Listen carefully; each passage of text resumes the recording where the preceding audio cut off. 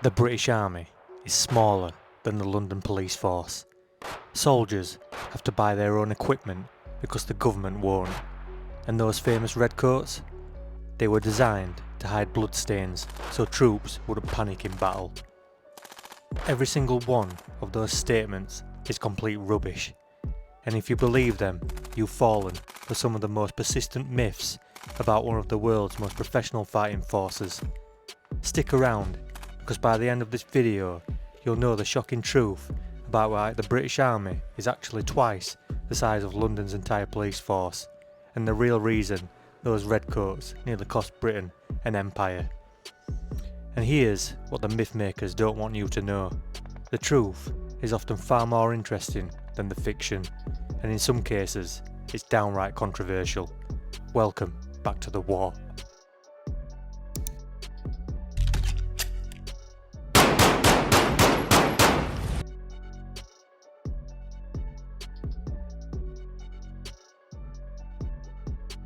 Now, let's start with the granddaddy of all British Army myths, the idea that soldiers wore red coats to hide bloodstains and prevent panic on the battlefield. This myth is so widespread that it's become an accepted fact. You'll find it repeated in documentaries, history forums, and even some textbooks. The logic seems sound. Red fabric would camouflage blood, keeping morale high when soldiers saw their mates getting shot. But here's the problem. Anyone who has ever seen blood on red clothing knows this is absolute rubbish. The truth is that blood appears as a dark, almost black stain on red fabric. It's actually more visible, not less. Max Hemrick, Colonel Williamsburg's master weaver and dyer, confirms that bloodstains are clearly visible on red cloth. But here's the thing. If the British were so concerned about hiding blood, why did they pair those redcoats with bright white breeches? One drop of blood on those white trousers would be visible from 100 yards away. The real reason is that red dye was cheap and readily available. Madder root and cochineal insects produce reliable red dyes that were cost effective for outfitting massive armies. Officers who bought their own uniforms often chose the more expensive cochineal for a brighter red. It was a status symbol, not a tactical decision. Red was also the colour of power and prestige across cultures. Roman senators, Catholic cardinals, and Chinese emperors, they all chose red to display authority. The British weren't hiding blood, they were projecting imperial dominance. And speaking of imperial dominance, wait until you hear how this colour choice nearly destroyed the British Empire in one disastrous campaign. The redcoat tradition continued until the early 20th century, when the British finally realised that bright red uniforms made excellent targets for enemy marksmen.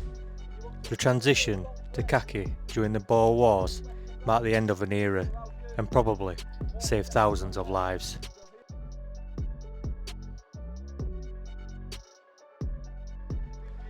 British soldiers have to buy their own equipment because the army won't provide proper kit. This myth has legs because there's a grain of truth buried in the exaggeration, but the reality is far more nuanced than the internet warriors would have you believe.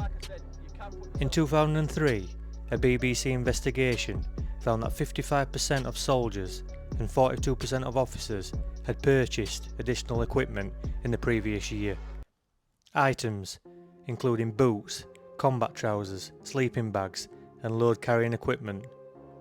But before you start feeling sorry for these soldiers, you need to understand what was really happening. According to the Army's own Continuous Attitude Survey, 94% of officers and 87% of soldiers expressed confidence in their standard issue fighting kit. About 50% of soldiers bought no additional equipment at all, and 95% believed extra purchases were unnecessary for their duties. So what's going on? Soldiers weren't buying kit because they had to, they were buying it because they wanted to. Like any professional, they were upgrading their tools for comfort, preference, or specialised roles. Think about it. Do you use the basic computer your company provides, or do you upgrade the RAM and get a better monitor? Same principle. The Army has continuously improved standard issue based on feedback. Recent additions include hydration systems, GPS devices, improved ballistic eye protection, and antibacterial underwear. When soldiers identify genuine needs, the system adapts. The real scandal isn't that soldiers buy extra kit, it's that some people use this normal behaviour to attack military procurement and spread anti-army propaganda. Every professional force in the world sees some personnel equipment purchases. It's called taking pride in your job.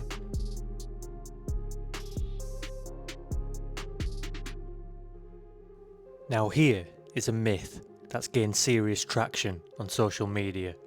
The British Army is smaller than the London Police Force. This comparison is designed to make you think Britain's military is pathetically weak and under-resourced. It's a political ammunition disguised as fact. But when you actually look at the numbers, this myth falls apart faster than a chocolate fireguard. The numbers. The British Army regular personnel number between 75,000 and 77. The Metropolitan Police number 33,200. City of London Police just under 1,000 officers. Total London Police 34,159 officers. The British Army is more than twice the size of London's entire police force. It's not even close. This myth exploits people's ignorance about military structure. The British Army isn't just one component of UK's armed forces. Add the Royal Navy and the RAF and you're looking at nearly 160,000 regular personnel. But here's the controversial part. The British Army is smaller than it used to be. Post-Cold War defence cuts, the peace dividend and budget constraints have reduced numbers significantly. In the 19th century, the army was often around 124,000 strong during major conflicts. Modern warfare doesn't require massive standing armies. Technology, precision weapons and professional training matter more than raw numbers. The British Army prioritises quality over quantity. Elite units like the SAS, advanced equipment and superior training. Compare this to historical context. Britain controlled a quarter of the world's population with relatively small military forces. They relied on local forces, naval power and strategic positioning rather than massive armies. And speaking of elite units, our next myth involves the most elite unit of them all, and the numbers will shock you.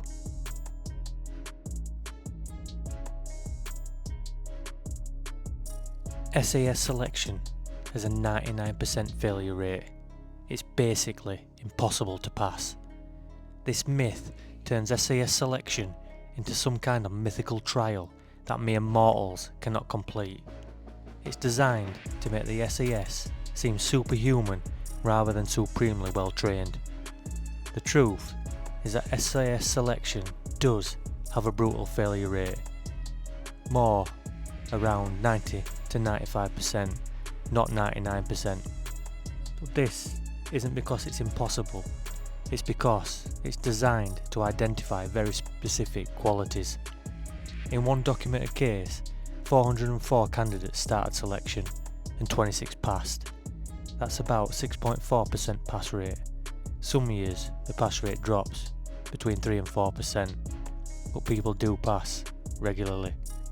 Selection lasts about 5 months and includes an endurance phase in the Brecon Beacons, jungle training in Belize, and escape and evasion exercises, as well as tactical questioning or interrogation resistance. Most failures come from voluntary withdrawal, timing failures or injury. The process isn't designed to be impossible. It's designed to identify soldiers with exceptional mental resilience, physical endurance, and the ability to operate independently under extreme stress. The high failure rate isn't a bug, it's a feature. The SAS needs soldiers who can function when everything goes wrong, when they're alone behind enemy lines, when conventional forces will collapse. The selection process replicates these conditions. But here's what really separates myth from reality. The SAS isn't looking for supermen. They're looking for ordinary soldiers with extraordinary mental toughness, and that's a very different thing. The myth of impossibility actually undermines the real achievement. These aren't genetic freaks or comic book heroes. They're professional soldiers who have developed specific skills through brutal training. That makes their accomplishments more impressive, not less.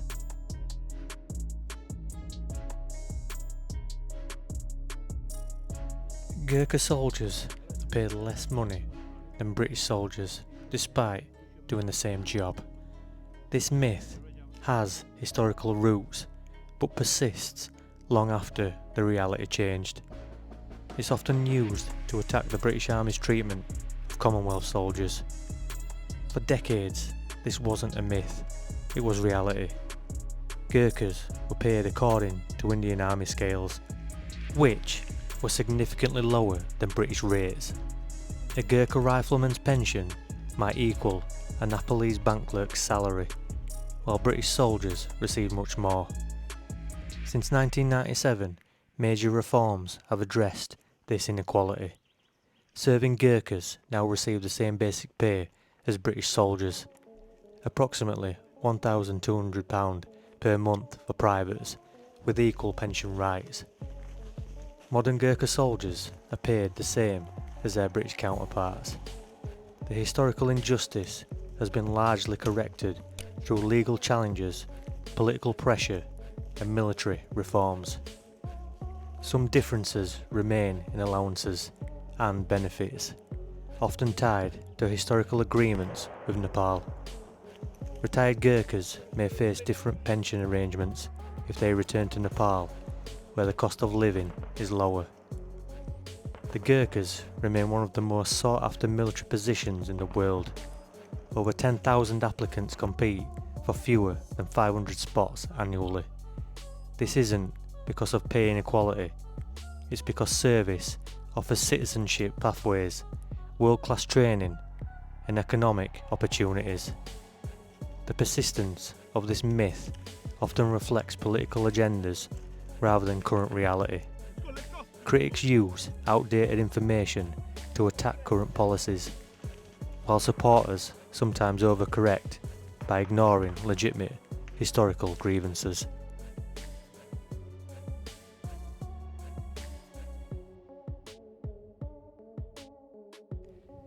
British generals in World War I were incompetent toffs who sent brave soldiers to die needlessly. Lions led by donkeys. This myth has dominated World War I narratives for decades, painting British commanders as callous aristocrats playing with soldiers' lives from comfortable chateaux. This phrase was invented by historian Alan Clark. It was never said by German commanders. Over 200 British generals were killed, wounded or captured during World War I. Most visited front lines daily and were closer to the action than modern generals. Officer casualty rates were higher than enlisted men, 17% versus 12%. If generals were safely hidden in chateaux, why were their subordinates dying at higher rates? British commanders adapted to unprecedented technological change faster than any military in history. They went from cavalry charges to combined arms warfare in 4 years, developing tactics still used today. This myth persists because it's politically useful. It allows people to honour soldiers while condemning the war itself.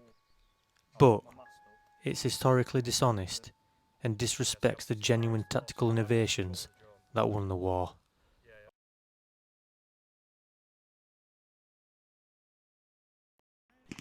The truth is often always more interesting than the myth. The British Army's real history, with all its successes, failures and adaptations, tells a far richer story than these simplified legends. Which of these myths shocked you the most? And have you heard of other British Army myths that need destroying? Drop them in the comments below. Hi soldiers, thanks for watching. Don't forget to like, subscribe and leave your thoughts in the comments. And check out our merch and membership programs. And don't forget to check back in again soon. That's an order.